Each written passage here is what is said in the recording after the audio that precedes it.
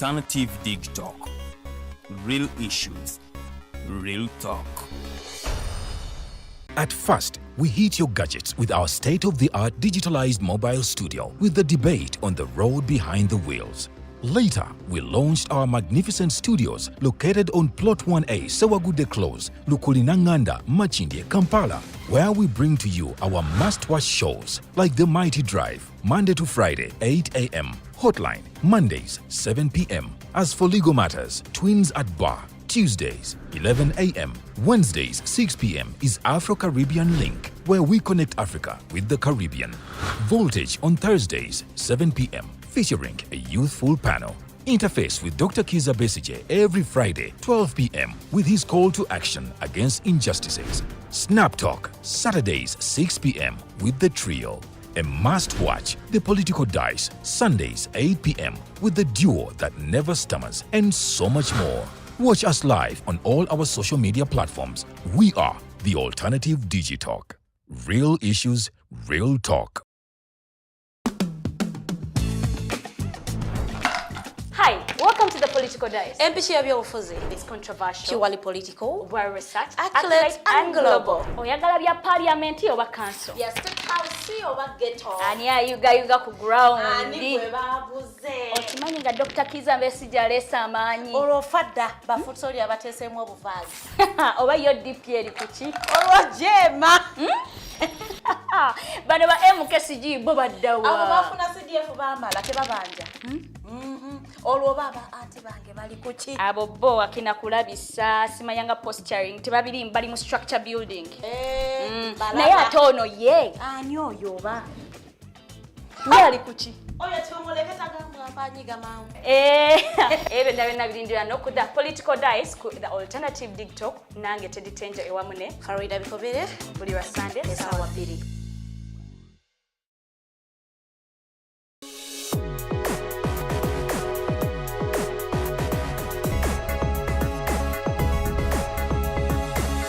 The Alternative Dig Talk.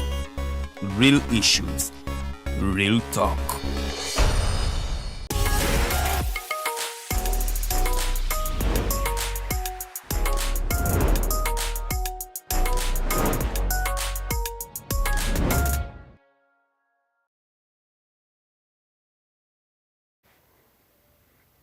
A good evening to you all beautiful people. Welcome to the Snap Talk with your girl Teangel and the two beautiful princesses. It is Saturday again. Fetwewayo buli lunaku lwa mukaaga lubeera lunaku lwa mukaaga. Simanyi lwaki lwaliyita lwa mukaaga ng'ate Wednesday ebeera lwa kusatu. Banigambye lunaku lwa mukaaga. Okay. Welcome to the Political Dice. We are happy to have you back here. And then, yes, today we're going to talk about a very interesting topic. Yes, one time we came here and we talked about Kaondo Kakubye and all that. And it so happens that today we are going to be talking about Omulamwa, Oguli in that line, because we are going to be looking at the fact that oftentimes women move in guys' homes. But then today, together with and then he moves into a woman's house. Gwogwa side chi oloboza chirioke oba chiba chibulamu. Tell us what you think. Use the comment section and then tujja kwatusoma all your topics. Without wasting any time, let me welcome the princesses Babuzeko and then we dive into the topical discussion of the day. Lilian, buza kwatoro na koralero. Hello beautiful people. Good evening. Mwamusenze dokubanga mutulaba abali mu abalonzo na koralero ku Uganda Law Society. Namwe tubatumiddeko nnyo nze Omumbejja Luwedde Lilian. I welcome you in the Snap Talk today. The topic is good. Leero ndowooza tetwekubidde. Bulijjo abaami bye basinga okugamba omukyala alina okujja ewange. Leero naffe tetwekubidde tugenda naffe oke. Nammwe abaami mutubuulire kiwulika kitya? Nga gwe weesoze gwoze n'enguguuzo. Ate mukyaka kinyuma. Banyuma okuba ebifaananyi nga bajja batambula nabyo n'emigugu gyabwe. Nga mutaba kuba bifaananyi. Babitujjukiza mbu wajja n'akaveera. Simanyi nkutikka loole biki. So, leero nalwo lwabwe. Okay. Thank you so much, Lilian. Farida.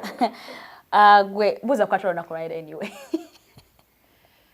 Nja kusooka okwebaza ba lawyers baffe mwenda ba councils abalonze nga mwe mwategeera omulimu gwa kumutuuza oba citizen omutuufu nti olina okubanga wenyigira mu kalulu ako akakuyamba.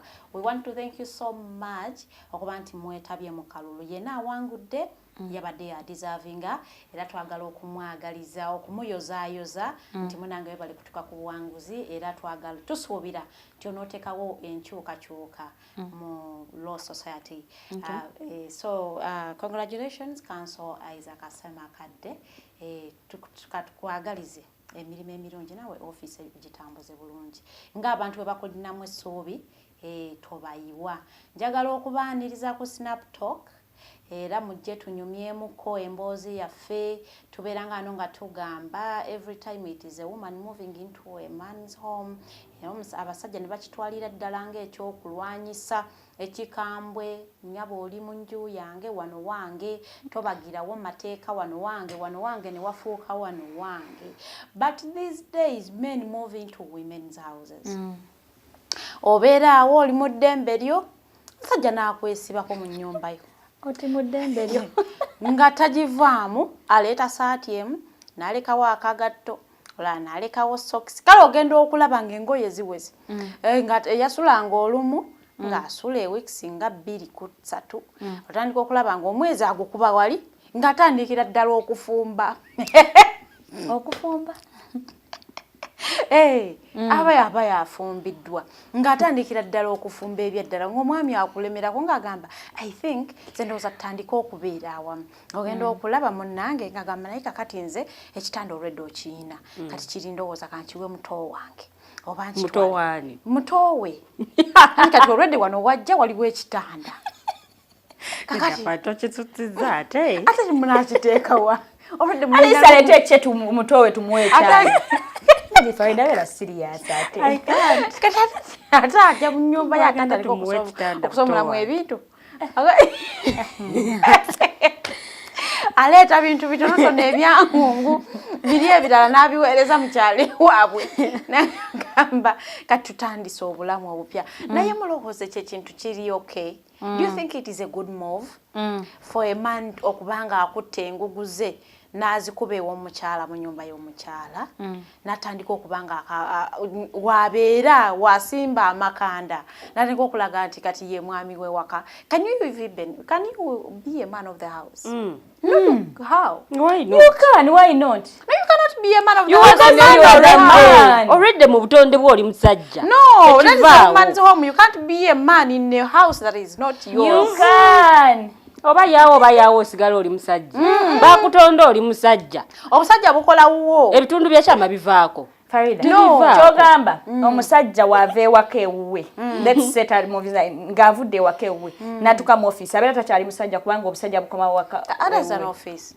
So takyali musajja. Okay, bwabazze kukyala bukyazi. What do you mean? Asigala musajja si musajja? No ngamba bwabazze kukyala bukyazi era obusajja buvaako. Obusajja kiwe mwogera. Ekitiibwa No, like ogane mu watu kyali musajja kati twagala clarifying. A man in a woman's home cannot be a man of the house. Omusajja ekikubeeseza man of the house is because the house is yours. Now, in an instance where the house is not yours, you are not the man of the house. No, you are circumstances bwe ziba ze zireetedde embeera. Nanti circumstance ebeerako ne kyekujjako. Bweba nnungi ebeerako kyekugattako. Bweba mbi ebeerako kyekujjako. Kakati gwe circumstance bweba yakunyize. Nga kyasobola kwesasulira nnyumba. No moving on to ekujjeko obusajja bwo. I'm not saying the real busajja. Tiyufuna Farida naye there are circumstances where a man tugeze has lost their job. Wabadde abeera wali very expensive. Gwe woobeera wali fair. Asigale mwali ennyumba ey'essente empitirivu eri mu miliyoni nga gwobeera wa mitwalo 5 naye nga musobola okubeera mu nnyumba ate ne musevingako. No, aveewo agende muri cheap. Aveewo ati nga tusajja affordinga. Ati kati giri emyezi ena gye bakusaba jjukira bakusaba 3 egitandikirwako. N'ogumu ogwaki ogwa security. Najjo tagirina. zezo milioni 2 kale katugeze ate lwaki abanoonya milioni 2 nga talina mulimu agenda anoonya akayumba kakamitwalo nga 15 kwabiri ate talina mulimu olwedde nanti akola zakola ekikutwala mu nnyumba ey'ebbeeyi nga z'okola z'olya kyekiriwo embeera etuukawo n'obanga ogeze okuvaayo nga kisoboka anti katobisobaliridde zinaatutambuza ffe ababiri tutambule okutuuka we nnaafunira omulimu nyimirire nziremu nfuuka omusajja nanti esente zo nanti kyeŋŋamba nti buzoba odividing ogenda ofune karuumu koba ka mitwalo 10 ku 15 naye nga toyingidde mu nnyumba ya mukyala Farida I think kisinzira ku terms kize mukkiriziganyako obadde osula mu nnyumba ye ey'ebbeeyi nga kale gwe wasalawo okolerere landlord wo nga tosavinga ng'ofuna akakadde ko ng'osula mu nnyumba ya mitwalo 8 ne bagibeera 5 baana kati gali 5 bino byokuba nti mbadde naakazijjawo nziweereza mu kyalo bizibeko byezikola oba naziteeka mu byokulima nanti abo mu kyalo be wayamba bakuyambe bakuyambe mweno situation nze nabayamba kati ate banyambe nga nabo nabayamba tezinazza magoba nanti abantu betuyamba twetegekera mu ka you never know, you know, ka you never know you tekabula mu bulamu so ka you never know ako bwe katuukawo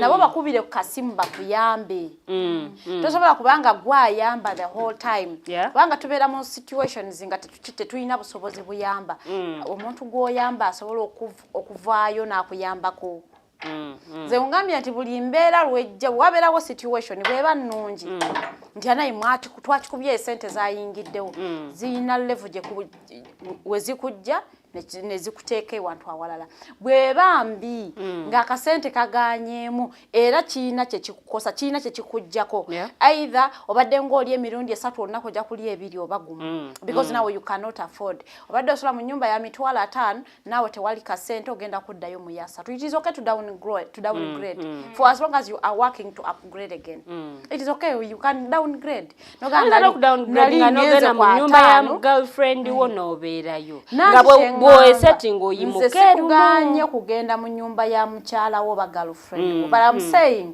as you are in that home oyina byotagenda kukoleramu that's true because buli nyumba eba n'amateeka gayo nange wange kolesa amateeka thank you for saying ewange temusobola kubeera babiri nga mwena mugamba ewange ewange wabeera waffe ewange waba muntu omuki ova olaba ew'omusajja w'omanyira nti si wammwe ng'omukozi ekinagamba nviira awo omanya nti tewabadde nga waffe wuwe naye taba serious ate tetubalaba bagoba but anyway to the people that are watching us online mufumbirigana mufuuka omuntu omu twatufumbiriganiddwa tuba just tweyiya bweyiya ate kiki ekibaawula ku bafumbo. Anyway, to the people that are watching us online, please use the comment section. Tell us what you think about the topical discussion. More so the men, you should use the comment section more so that to getting your view, because given the fact it's the women in the studios. Me, I'm going to talk about the fact that let me say, you can move in with a man. Anyway, let me say, you guys. Okay, you wake up, Lydia, and we had example, you wake up and things are not working well for the man, and then you decide to move in.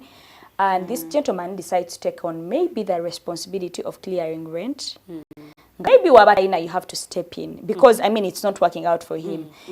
I'll start with you, Lilian. For you, do you think it still counts that yes, you're moving in wange oba sasula rent wata sasula asigala Farida agambye obusajja tekuli yagala kunkema oba no, I really want to know your view about that as we cross to Farida's side.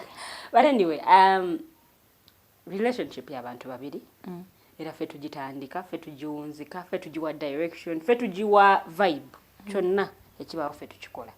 So musonga nga zino, I think knowing partner wa yimiridde atya era mbeera ki, because most men because I've talked to most of them ngagamba nzogenda mu nyumba y'omukazi kikafuwe actually n'abamu ajja kuvuga ku dropping ewoobera naye nga tayingidde mu nyumba yo ne bwoba oyagala nnyo so kisinziira mbeera ki eriwo era gwe partner diroyingiramu olwokubanga munno omulaba akyasobola okusigala ng'atambula akyasobola okwemanaginga ng'omuntu ajja kusobola nga Farida wagambye nti obadde ng'okola osevinga bwe ziba nga ziganye osobola okufunayo akayumba akalayisirayisi naye waliwo okubanga tekijja kusoboka oba si kyo ng'omuntu kata nja kuwa an example nti oyinza okwesanga ng'omuntu abadde akola asevinga kakati n'agenda atandika samsi omanye ebintu by'obulimi bino si byebintu by'ejjo garantinga nti nsimbye bijja vaayo buvi there is a friend of mine yangamba yasimba omusiri gwa kasooli bulungi nnyo aba yakamusimba enkuba n'ebula kasooli n'afiiramu ate ng'ataddemu ssente so oyinza okwesanga omuntu ono w'atadde ssente ate tewaleese ki tewazadde bibalo ba tewaleese magoba omuntu ngoyo bw'abanga embeera etabuse at least you could step in bw'abanga yebadde only source of income ye at least you're stepping in oyinza n'omuwa amagezi nga it's okay jangu moving in naye mutuula ne mukkaanya ne mukyogerako moving in yes ozze kati bwanewange mbadde n'amateeka gano bwegati nti galiwo gwogamba nti okay gano kino tukyuseemu wano tublending embwetu wano tukole mbwetu ne bwetuti ne musobola okuba nti mutambulira wamu naye bwe ŋŋamba nti ngugube nti to moving in ewange mamulese mu bbanga because most of the time these people need shoulders to lean nibwokula okulu n'abeera osigala wa maama buli kaseera Farida bwotyo bwe weetisse ebintu nti ŋŋenza wa maama ensenta bukidde nedda ate olina patina gw'obaliddeko n'ogawokaona ate lisi ajja kusobola okumbeesabeesa mu kaseera nga kano nga bwe neeyiya wekimenyera bwe wano waliwo okubuddamya omuntu ng'omulaba talina bigendererwa byekulaakulanya kusituka awo oyo wakumenyera naye ono omuntu gw'olaba ng'ali progressive at least anoonyanoonyako omanya kati embeera bweterera n'afuluma bw'afuluma simwinaako buzibu atafuluma afuna ennyumba empya n'atugjawo wano ne tugenda ewuwe ebintu byakutuula wansi because kati nga wogambye mbu tuba tufuuse bafumbo ya so afuna ewaka ewuwe n'angamba kati omanyi ki we are moving to this particular place because now that will be our new home mbunze kanveemu atondeke ate bibeera serious nza mbeera sikutegera nakyoliko because nkubadamizamu haka kyogamba ondesawo at least kale oba oyagala genda upgrade me now genda amakubo gonga woyagala teyakusangawo yes wansangawo but you can't just leave me the same way you found me abaddewo ku kitono ky'abadde afuna kwabadde contribute kati atandise ofuna ekingi yeetaaga okwogera nga contributing nga bwe nkutandise wali relationship y'abantu aba babiri mutuula wansi ne mwogera buli kimu obutayogera buno oba omuntu wo nga tomwekakasa muleke asigale gy'ali bw'obanga tomwekakasa kugamba nti amuvinge in ewuwo obutabanguka obugenda okugiramu ekyo bungi nnyo oli ajja kumuvinga in ewuwo bakiyita ki okay ewuwo nga bwe ngambye nti olina amateeka ago olina ebintu bibadde ogobererawo bimunnyonnyodde mukkaanyiza mujja kubeerawo atuuse wennyini ewaka atandise ate naye okubaga amateeka amapya oluusi awo kiyinza ofuukamu obuzibu olaba ng'omuntu tomwekakasa muleke abeere gy'ali naawe osigale ewuwo because obutabanguka obuyinza okugiramu ekyo most men believe nti bw'omubudamya ogenda mutandika omuyisanga owa wansi ate ng'oluusi si bwe kibeera ojja kwagala osigaze ng'omuwa ekitiibwa kye naye yo because akimanyi nti bw'omubudamya ogenda muteeka wansi atandika okukola ebintu nga ne bw'oba okoze akantu katono nnyo akujjukiza mpozi eno ennyumba yo mpozi tetukkirizibwa kwogera mpozi siri wange nze nno bunabeeranga ewange kati otandise entondo naawe toeralabyo ze entondo anti era ezijjiramu ayingira ku mukaaga leze ewange nayingira ku mukaaga ate wano mune tukkirizibwa okuyingira okusukka essaawa bweziti ne bweziti so omuntu oyo watomwekakasa ng'olaba obuzeebu obadde obulabalabako wano nga tonamubudame muleke musabire busabize essala yeeyongereyo naye bw'obanga oli ready okukkiriziganya oba okuwuliriza ebintu ng'ebyo nga bituuseewo mu budame because ono partner we ye time oluusi gyaba yeetaga that shoulder oba that at least comfort ebiseera nga bino but kisinzira situation ki era mukkaanyiza mutya era omuntu ono abadde asiize ekifaananyi kya bbanga omubudamya kumala bbanga ki anti kyekyo kye ŋŋambye nti asiize ekifaananyi kya kumala bbanga ki nti myezi mukaaga gino giweddeko nti okay Nanti giweddeko naye tafunye mulimu. So anti era nkyasigala nga nkubudamya oba owulira nga naye tosobola kubeerawo wanene. Like it's you talking. Mutuule wansi mwogere mukkaanye akyayagala okubeera under your shelter. Aba talina kyakusalawo because already ekyamuleeta n'agenda ewa maama we. N'agenda ewa maama we. Ekyamuleeta ewuwo yali talina busobozi. Kituufu olaba Farida. Olaba nze bwe mbeera eno wabweru nga tetubeera ffenna. Nyiza okulaba buli kirungi ekikuliko. Naye bwe ntandika okubeera naawe, otandika okulaba obuntuntu. Kakati abamu bw'obanga tobusobole, mu myezi gino 6 tutuule tuddemu twogere. Okyasobola okubeera owulira nga wano wali fine okusigala nga obeera wano. Bwe kiba kiganye, then awo nga mmanya nti okay. Obudde buno bwamala nga ali ewo, who is footing the bills? Both of you. Both of you no both. I foot the bills. Both but if omusajja asigala mu yiya abeera ina kasolo ku adingako. Kisinzira Teddy si buli omuntu agenda ayirira. Ne nawe kati atawo nanja kudda Farida obeera obusajja katto kyayina just like the title. Tekikuba nnyo kumumala. For real. No, because waliwo omuntu gwolabanga at least ye akulaga nti exactly. Yes. I need something. I need to move on. I need to get my life together. Kutandika okutambula. Ne waliwo omuntu gw'obudamya n'afuka very comfortable n'ebyo kunoonya omulimu n'abyesonyi want to footing bills. Okola kino okola kiri okola kino okola kiri okola kino okola kiri okola kino okola kiri. But also wane emabega waneeno treatment ebadde etya mubadde mutambula mutya. Waliwo okuba nti oli abadde ebintu abyemaliranga yekka yeekolera ebintu bye yekka yeefaako yekka gwakujjukira luvannyuma. Era oyo bw'afuna obuzibu oli ayinza obutamu obudamya. Nekisinzira wane mabega wonna muzze mutambula mutya because engeri gye muzze mutambulamu naye contributingako ku kiseera ku ngeri gy'ogenda okudamyamu omuntu ono. Omanye nti okay ono omuntu mubudamizza naye akimanya embeera salawe kati eryemu. Teetaaga kwejalabya kisusse.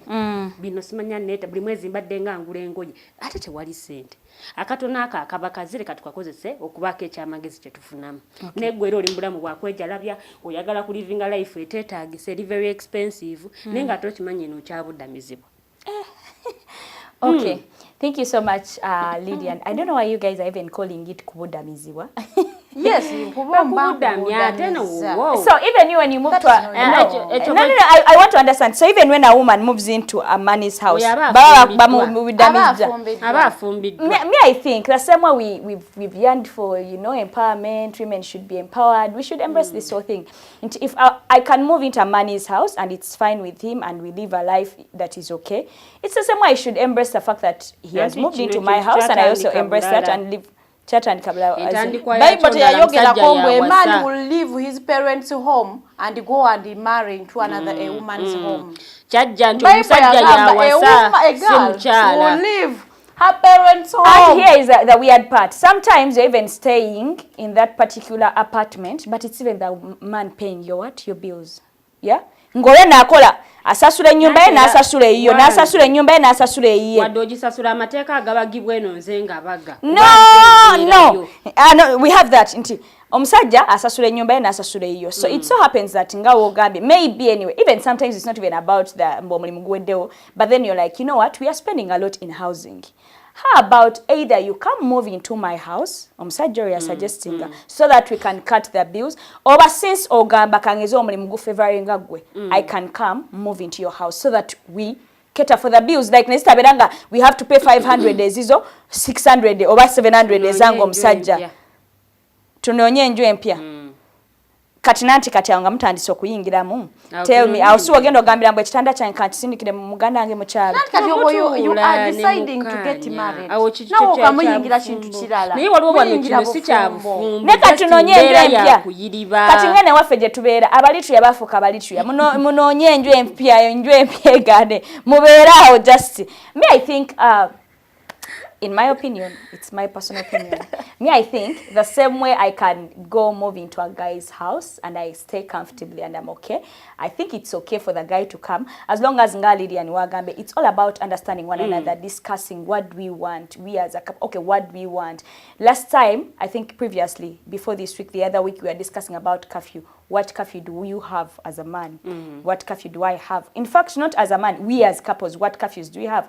Do we communicate with each other? I think it is all about, in my opinion, communication. But let me cross over to Farida's. Understanding one another. Let me cross over to Farida's take. Farida, what's your take about the topical discussion? Yabiganye. Okay, what I said abiganya and all that mubuyiso budamu. Okay, yes, budamu is Teangel tochiwalinya ddungi bubudamu. me, I won't call that. Okay, for me, I won't term it as bubudamu. So really. how do you term it? He's moving in. Why is a man moving in? Because you are probably cutting expenses. Nakati. Enseganye. Because let me give you an example. Manyi na za kolokota naye kiryoke. Gwenya kuddira olala.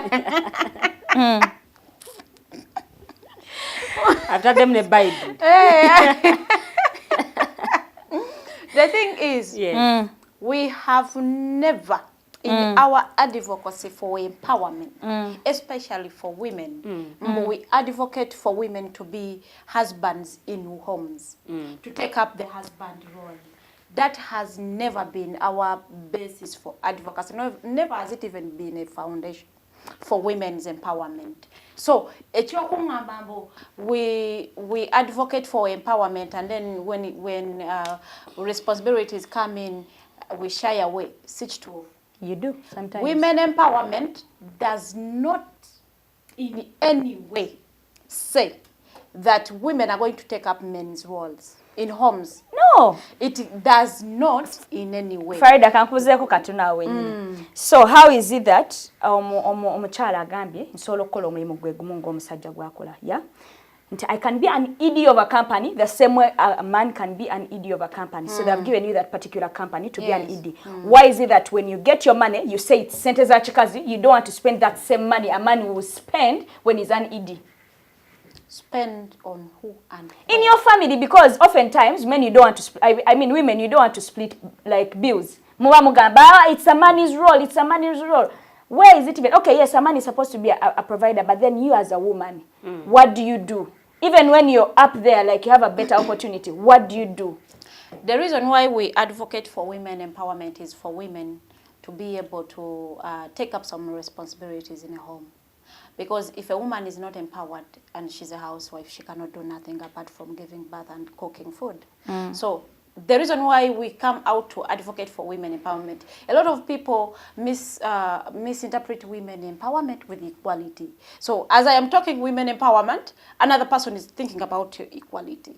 So the whole time I am talking women empowerment. So women empowerment is kwe kusobozesa omukyala okubeera mu position okubanga asobola okweyimirizaawo ng'omwami waali oba taliiwo. Kakati bw'oba omukyala oyo mwempowerinze nti ne bwe munaabeera mu maka omukyala school fees bw'anaaba abuze ajja kusasulako ow'ababiri omwami asasuleko ow'omu obanga omwami tasobodde a woman will top up. Women empowerment nkiddamu tegambangako mbwe omukyala alifuuka omwami mu maka bw'anaaba ali empowered. It has never been like that and it will never be. Kakati omwami bw'akeera ku makya now moving into a woman's home. And we are even terming it a woman's home. Quote the word, a woman's home. That first thing, inferiority complex, it is going to kick in. Teibajiyita, it just kicks in. They will just start feeling that inferiority complex will just come. Because first of all, a man is supposed to be a leader. To leading watali wawo, it can never be. Awaka watali wawo, you can never take up the leadership role in a home that isn't yours.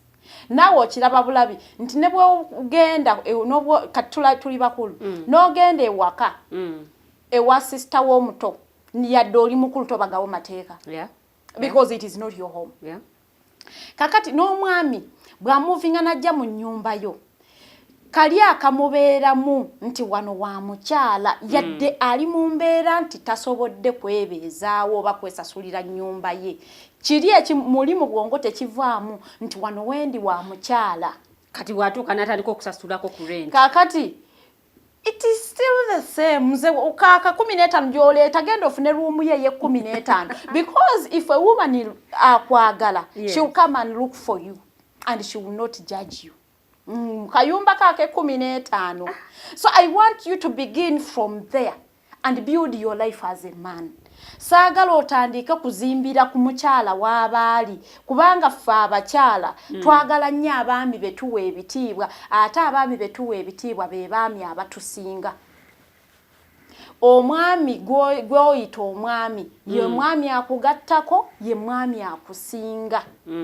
Akusinga ssente akusinga buli kimu ebiseera ebisinga. Omwami gwensinga ssente it is chances ziri 90% sigenda muwa kitiibwa. Because what brings about respect in a home mazima eri omwami is the provision. If a woman is doing the provision, then she's going to take up that. Kati respect erinze kakati nze ntera nnyo gamba abaami bino bye tujja ne tubagamba mbu wama move in, they are going to disrespect you in their home. Yaddenge embeera y'okunyiza gende wa mukwano gwo mukyawagane naye mwenyigaawo. You know, men can always come up, you know, they come in for their friends. Agenda awo akubudamyeko. Naye the day you make a decision to move into a woman's home, you have lost like 30% of your masculinity. Obusajja akatiibwa kali ak'obusajja kakoma wali ku mulyango kakati oyingidde ennyumba ya mukyala ye wabeerayo feminine energy. Teriyo masculine energy, wabeerayo feminine energy. Era ojja kulaba nga we are picking up on issues ezitalina necessary. Me and you. Egambe naye wali toyomba. Because ennyumba gy'olimu it is filled up with feminine energy. Tuvolaba nze ngamba nti ne bwe muba musazeewo nti we are going now to make a home. Don't move into a woman's home yadde nungi. Mugende mufune ennyumba endala ebeere nti it is a new home mwena mu moving in. It brings up that feel of like, oh, you know, like something you have started, a new beginning. Okay. Naye kakati buli lwoyingira mu nnyumba yange already nina amateeka gange, already nina obuntu bwange na busettinga, ate kiriwo kijjawo ne nyiga, ate there will be a lot of misunderstandings. Ngate tupiki buli omu apikinga ku munne obuntu obutono. Kati ate abasajja because bayina inferiority complex ajja kusirika olw'okuba si wawe. Mpozi wano si wange, they will keep quiet. Mpozi mbadde nerabidde kozi siri wange. Because kimuli mu bwongo, even those who don't talk, it is in the mind. They know. Era bwafunira akasente ajja genda apangise agamba omanyi kati gye nalabye I am now back on my feet. Ndowooza you can move into my home. Kiki ekimugaana okubanga yafunye sente z'okusigala ng'abeera mu nyumba yo. Because there is something they lose when they enter a woman's home.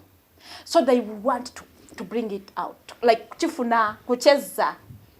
So nze, sikkiriziganya n'omuntu omwami oba omulenzi muvubuka oba oli musajja mukulu kugamba nti you are going to move into a woman's home. Enaku zino abakazi bakoza akasente kaabwe ne bazimba amayumba ago. Kakati bw'onna osanga omukyalo oyo yazimba ennyumba ye n'oyagala ogende weebake mu nnyumba mu kasolya k'otaazimba. You do not even know for abakyala tubeera n'abatusupportinga. Sanga yo yakuteerako ne miliyoni 10 gwoze kwebaka bwebasi. Waliyo amateeka g'otagenda kubagiramu akasolya. Ate as a man you should make rules for your home. But we're in a situation where you can't make rules because you feel you are not being a man enough. You are not taking up your role. As a man of the family, you should be making rules for the family. Toyina kugendera ku mateeka ge babaze. Omukyala tabaga mateeka mu maka. Omwami yabaga amateeka omukyala n'agagoberera. Bwe nnyumba ebeeramu ng'omukyala yagibazeemu amateeka tebayiyo. Jovala baze nkugambye nti bw'oyingira ennyumba already waliwo agamba ewaka ewange. Kati ewaka ewange waba wakyuse. Tewasobola kubeera waffe. Tulimu babiri. Nanti era wasigala wange. Bwe buzibu obuli waawo. Yes, I am telling you. Farida tuli mu nju muno babiri. Enju eyo tugibeeramu babiri. Era bwe mbanga taking decisions ezimu nja kumwebuuzaako endowooza ye. Let me give you an example. Aganye ng'alaba ekintu nange bwe mbanga muwa respect nga omwami era nange nja kugoberera eŋŋaana ye gy'aganye. Kati kankuwa example omanyi nze ebintu bino byogera nga bwe birina okuba as in I want to bring it to the real rest like ekintu ekiri real nga bwe kibeera. When a man has a car asobola okuwa emmotoka ye n'ogenda n'ogivuga without timing with motoka yange. and you will drive the car and no one will know nti emotoka ya bawo. When it is your car and you give it to your man, oh na aliwa ne motoka yange, you be calling them.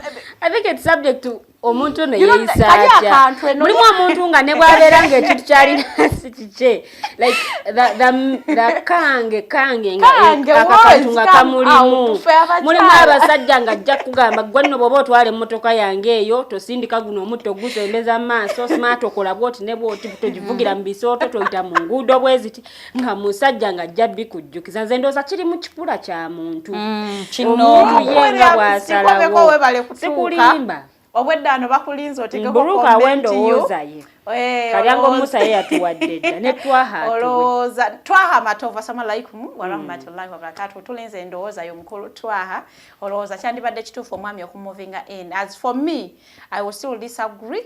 It is not right. It is culturally wrong. It is biblically wrong and socially wrong. Farida mwami waba atuse ku kisenge gojjiramu wa woyingiriramu Farida wendagala osoko nyinyonyo gojjiramu patina wo ngale afunye obuzibu wange bwaba atuse ku kisenge katugeze akugambye ngezezaako mbakyali bange eyo nakiganye aluzinze omulimu takyasobola kukwebezaawo. Ekisookera my question will be, what are your savings? Because I always advise people to save. So a question yange soka is, what are your savings? Bwaba toyina savings, how I can help you ngenda kugamba? As I cannot advise you because nze nemanyi. Kakati nze bwemba nemanyi. Sagala ku advising kuteeka mu mbeera egenda kutyoboola.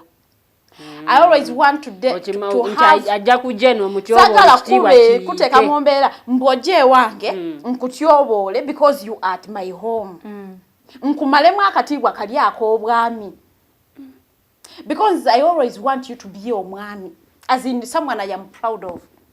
I can never advise you to come to my home. Otherwise, I will ask you, bwebanga ennyumba gy'obaddemu sisobola kuyambako kugisasula rent, so kugamba omanyi ogenda ku downgrading. You are going to downgrade to a house Farida, that we can ably sustain. Ngabwe tuli wano ku digital oko mu mbeera eno yennyini gy'otegedde nti kiyise side eri kati ate mu mbeera gye ndimu ku digital oko, will I still advise you to come to my home?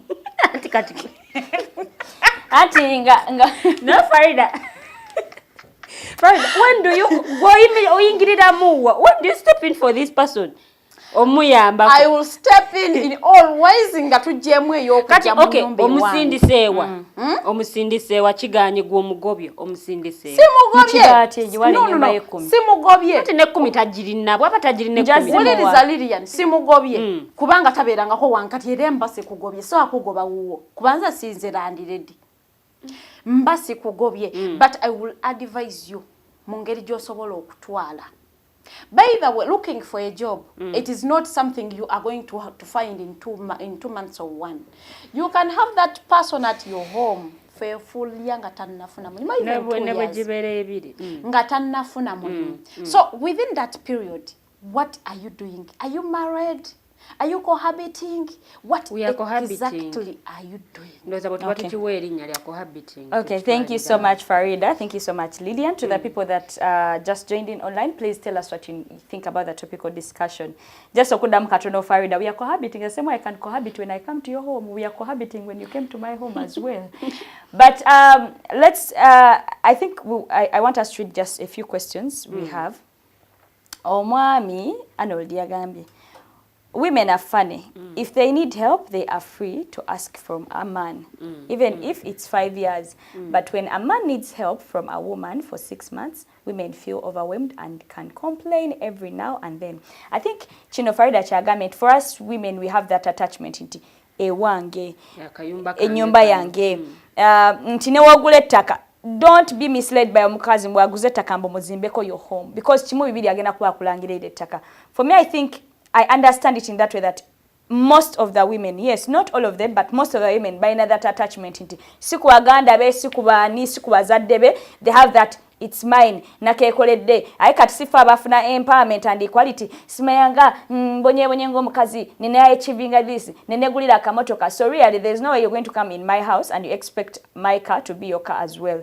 So I think Arnold is right, women are funny, but also it is courteous enough because we as women fekati anyway, society has set it that women tubera nyoko depending, like tubera ba dependents. Society it settings like that until you find that mawanga gali agakula for example abazungu, it's okay, it's either way. Or no moving in, it doesn't really matter, and it's okay. Society yawe nayo weba to its sortings. Whereas in our society yafe chikoze nga chibera weird, chibera funny. However, nzemi I'll stick to my point. We are different. I have a different point of view. Lilian has a different point of view. Farida has a different point of view. So if you meet, let me say, a woman like me and she's okay with it, you're lucky, go for it. If you meet a woman that is like Farida, you're still lucky. If she's not okay with it, please don't go for it because she doesn't want it, and it's all about someone's comfort. I mean, this is a space that you come to work okole, but you need your peace of mind when you go back home. So you need something that gives you peace of mind. If staying with a man is not okay with you, more so in your house, it is still very okay. Go for it. In my opinion, is a wendowoza.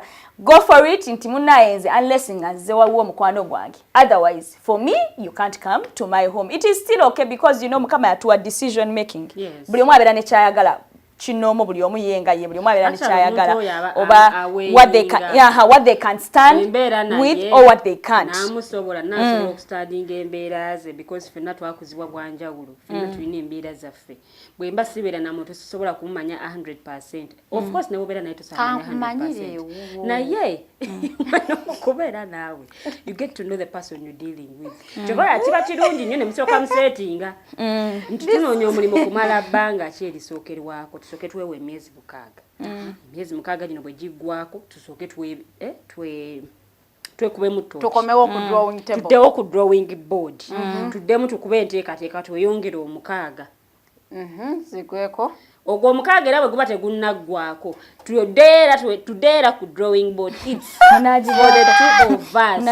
Tutuula wansi ne tusa because it's for the two of you. Depend on fetu driving. Ogibuukamu osobola okubukiramu wano. By the way, yes, and it's okay. Nidde wano ogibuukamu. Bwe guba ng'omulimu guweddewo ng'ola tojja kusobola kukibeeramu nga talina mulimu tasa kwebeza. It's okay to move away. Ng'omutango oyiiya obulamu obulala. Ekyo bwe kiba chapter ebeegaanye. Bw'obanga olaba nti tojja kisobola. Naye bw'obanga okkiriza omuntu ono muteekinga in. Wakkiriza twatudde ne tukkaanya. Bannanga abamu ku ffe tuteemingeko naffe ku neeyisa yaffe. Yes, enju nkimanyi ebadde yiyo. Naye kati efuuse yaffe babiri. Because we stay together. Gwe waneesibyeko kyobooga. Nga sirina kyakukola. You can come and stay with me. Bwebanga gwe waginitiatinze. Ekyo nakyo tukibale. Naye bw'aba yansabye. Oliwadde mbogana n'ogamba nti nedda and it's okay. Bw'osaba ne bakugamba nti no is an answer. Yes. No is also an answer. Lwakuba nti ffe tukuliriza nnyo yes gye twagala okuwulira. Naye bw'abanga agambye nti no. Era aba agaanye. Bw'abanga agaanye. Dde wa maama w'okaabire yenna ku But also, I would like to just add something. It is also not ideal for you to come. Kale katugambye mukazi kala akukirizo zeewe. Nojjanga ebintu byasangamu byennyini gwe byoleseemu totaddemu yadde nkyuka kale okulaga mbu kale naawe wayingiramu. Yes, nti naawe ofaayo. I think because ideally, however much we are trying to support this whole thing, it makes more sense if you moved into a man's life. Like no gende omusajja. It makes more sense. But if it's inevitable, it's still okay, you know. But era kali kabeerawo.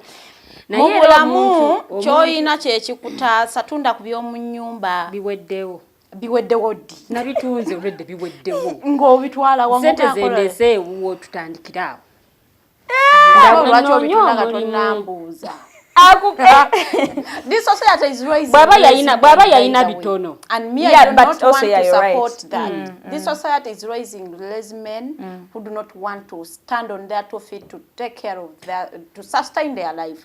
Aba abalira kugwe the whole time. We have men tulina abaana abawala abali mu relationship nga tabisula nko mu nyumba ya boyfriend where the whole time they meet at her place.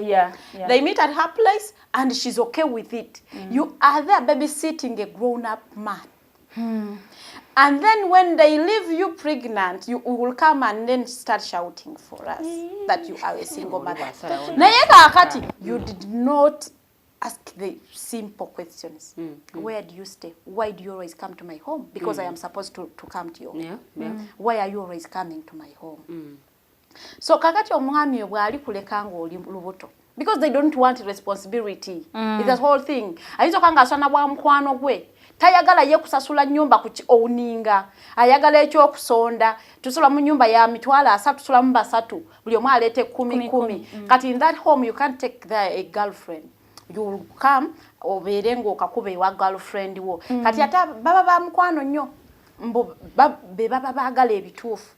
So aja kulaga ogwo omukwano ogw'okublinding to ask the critical questions. Kati bw'olifuna olubuto. Kakati nze mbadde njagala kubuuza Lilian. Omwami kaleka tukukirize amovinge in you start cohabiting. Nga yakulya lyakusabyeko ko mu mbeera ng'ali obulungi nti can you please move into my home and you start cohabiting. Why am I cohabiting? Because you oyingidde mu mbeera embi. Nti bw'aba yansaba neŋŋaana. Bwabanga naye atuuse mu mbeera. Why are you starting marriage? Because your man is financially unstable and so you enter into marriage. Marriage je tubale eri emanyiddwa mu mateeka. Kiki kyotakola ekyabafumbo kye bakola? Tetugendanga mu kkanisa kutugatta. Ebyo nobikolangako. Farida. Lilian. Farida nga tunatuuka mu mbeera. Ate Farida katuna gwe. But I think also naye bw'oba ogituusemu, that's when you get kuwulira embeera eri. Nze bwe bakugoba ku mulimu. Naawe ng'omugoba. Ate nga mugoba ng'alaga nkugambye sobola kumugoba kubanga tasula wange. Obeera temunamukkiriza anywhere. No, abadde tasula wange ate lwaki mba mugoba. I still love you. Abadde ayagala kujja kusaba era already omugobye. Kujja kusaba wa. Kujja kusaba kala. So the whole thing is oba bakugobye ku mulimu. Oba ozenga toyina wa kusula naye for you want to be in Kampala where you don't afford a room. Please gende wakodde mu setting ebuto. Oba batu bebabanga bamama bayine ettaka bakuweya 5 ku 10. Olitunde gwo mugabo gwomanye mu kyalo wagwayo. Bwe baba tebalina. Oze kupambana kibuga. Bwe baba tebalina. Dayosoke we setting. Oba oli ne season ofune ezipangise nyumba. Okay, dayogedde we setting. Omulabi ku YouTube, ayisa ku YouTube nagamba Omumbejja Farida kat I think Lilian will read that particular comment. Let me go to this one where someone is saying, why do you mix Bible verses with empowerment that you always preach?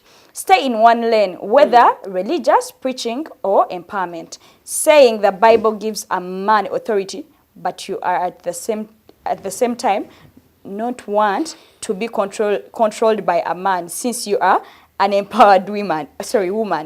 It's double standards. I think that is not double standards, Mr. Mukose Arnold Anthony Maleto.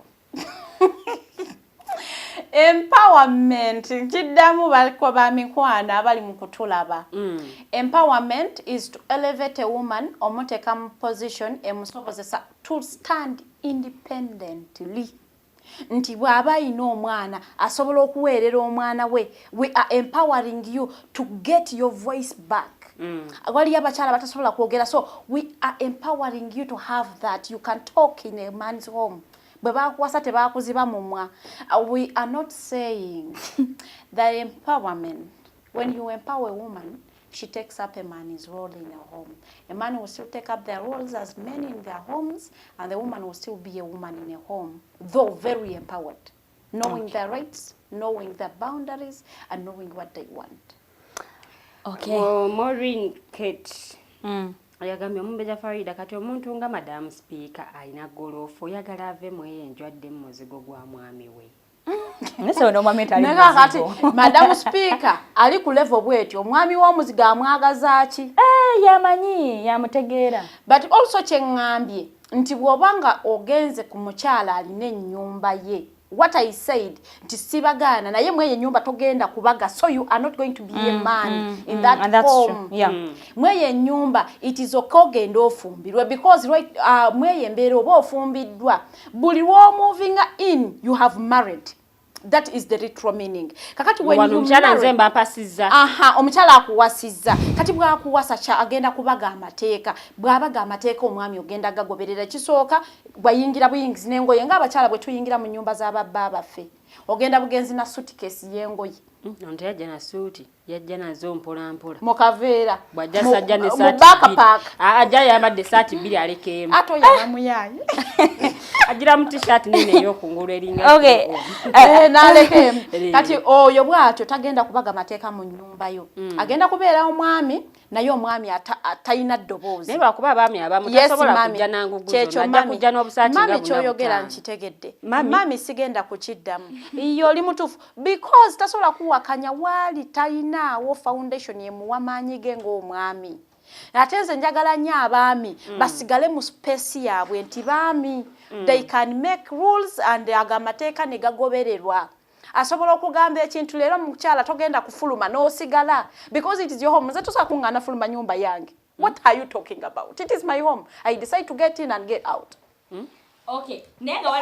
I think no bamutandika okubeera mwenna mukola y'amateeka aganaabafuga. Nanti eno society eyaffe tekkiriza musajja kufumbirwa mukyala. Omwami yalina tofumbiddwa oliwo kiseera. Nanti era tetugamba nga tugeze mu bufumbo bw'akaseera abafumbirwa tetuziyita no weekend marriages. Abaana bagenda ku lwokutaano ne bavaayo okusamba ekiro. Farida ekintu kino olina engeri gy'okikubyemu naye kale kintu kyakukkaanya. Nze sinakugaanako Lilian kuwasa. Naye akugamba nti bw'oba owasizza. Tokireta bw'otyo nti kale buddamya omwami wo. Mbudamizza. Oba omubudamizza. Mwaka akaseera omwami wo mututteko powers ezize. Mweyo embeera tagenda kubaako kyasobola kusalawo mu nnyumba etaliiye. Kyova olaba nti mwaka akaseera agenda kubeera mugonvu nnyo. Olowooze bannaye omwami wange yasa because mweyo embeera gy'alimu. Tasobola kukukambuwala tali wuwe. Tasobola kubaga mateeka tali wuwe. Takugamba ko tali wuwe. Bintu bingi nnyo. So me I want you to have your balls. Naye wano nga wewali in a single room akamitwalo 10 still have your balls. Talina yadde completely. Waabwe mukyalo tulowooze babiri. Go and think as I think. Farida omuntu ali mu kyalo n'omuntu ali mu kibuga okulowooza obulamu I am thinking from the town. You can't think from the village. From the town go aluzinga omulimu nze oba nze yeeta. Okay, while Lilian is thinking from town, you can think from the village. Another comment from Kate. Farida, marriage should be a partnership because you are both grown. The rules of the house should be agreed on together. Si kugamba nti omusajja yajja n'amateeka gwe. Omukyala nobeerera nga ndiga. So yes, I think I will agree with Maureen. Yeah, never know. Anyway, rules. Anyway, I feel like my dear, you don't set the rules alone. We have to set the rules together. Yes, so I really agree with Maureen because even in homes, for example, at home, it's not like your dad sets the rules. It's mom and dad, and then they set the rules. So yes, I agree with her. And then I don't know. Do you guys okay? Wow, the 3 amigos. You make a great team. Thank you for the program. You're welcome, sir.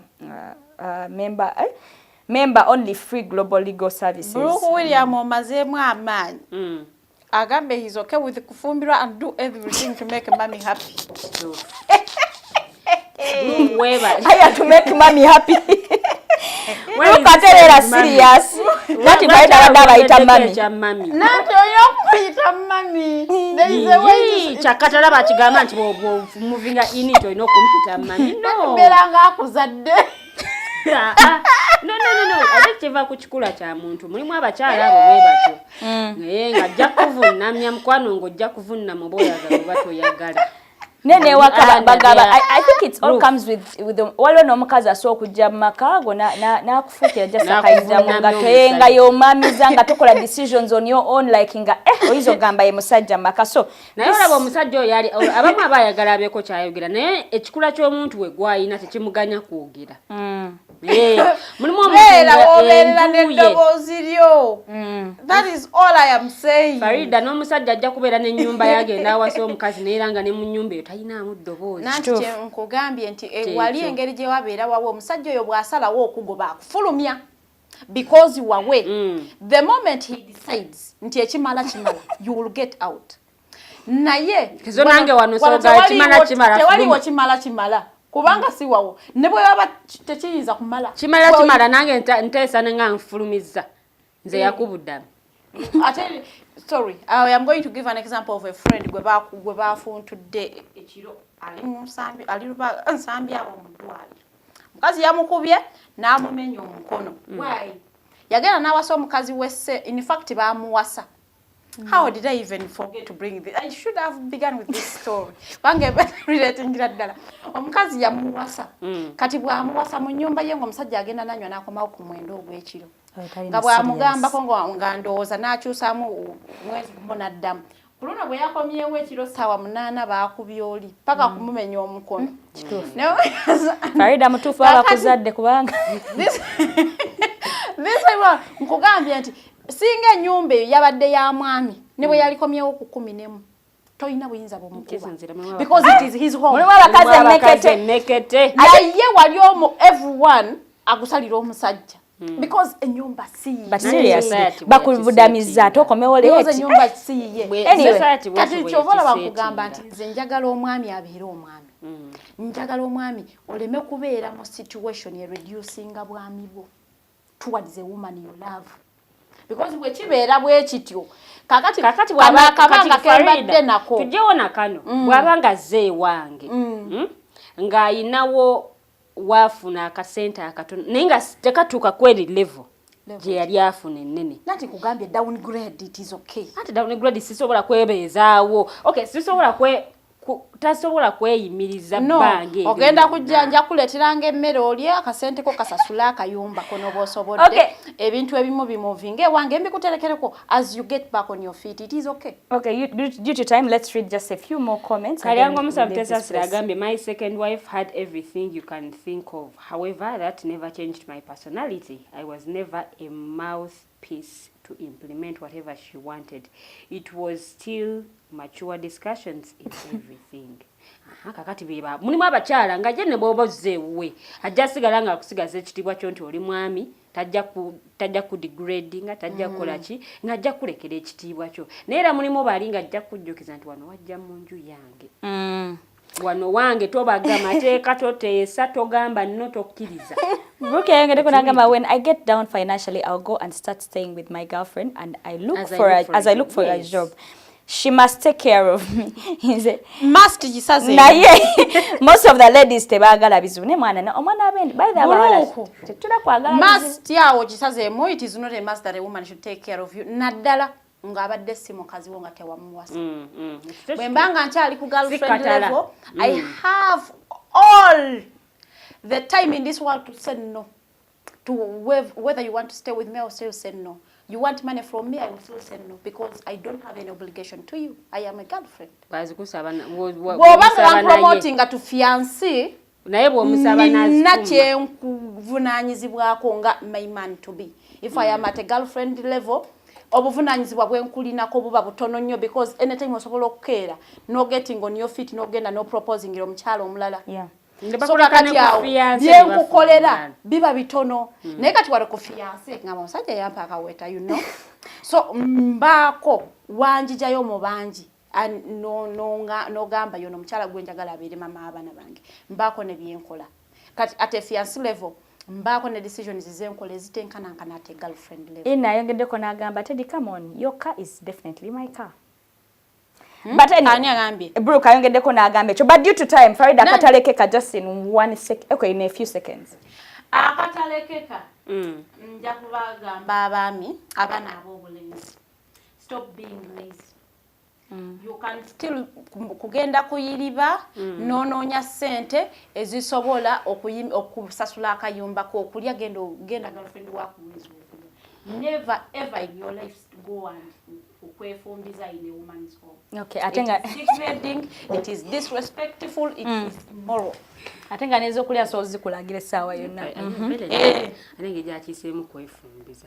In seconds, just in a few seconds. Njagala mpuzike nga ngamba nti kino kintu kyammwe babiri abaagalana. Mwe musalawo, gwe osalawo nokamuleke tubeere ffenna. naye bw'obanga okkiriza okubeera naye ekitiibwa kya at least kimulekere newankubadde ali under your roof muweeko ka respect ka deservinga nga partner bw'abanga yali akulabirira before the downfall before the downfall at least ke katono nawe kosobola okuzzaayo kuba gwe muzigo ogwo omutono. Let's not only look at the good side of life. At least tutunuulireko nino muti bwe liba biganye you step in mwomuyamba tofa. Okay. Thank you so much, Lilian. Thank you so much, Farida. I have learnt a lot. Thank you so much, people online. Your submissions in Munyo, but I want the people in studio to join me, plus the people in the comment section. Please join me as we wish one of our viewers it's their birthday, and she's a namesake. Help me wish Teddy Naluja. I think I've pronounced the name right. Right? Happy birthday, Teddy Naluja. Tukwagala nyo favor Snap Talk team. Tukwagala nyo. Webale kubanga munnaye. Wewaye nolaba. Buli shojo tekano ku the Alternative Digital. Right from here, studio Snap Talk team, the Alternative Digital. At large, tukwagala nyo, happy birthday. May you live to blow so many candles, to see many blessings, and to move more nations. Muwadde balabi balungi nnyo okubeera ddala we twatandise paka ne tukomye munzikirize bambi mbasiibule. Bye bye. Oh my God,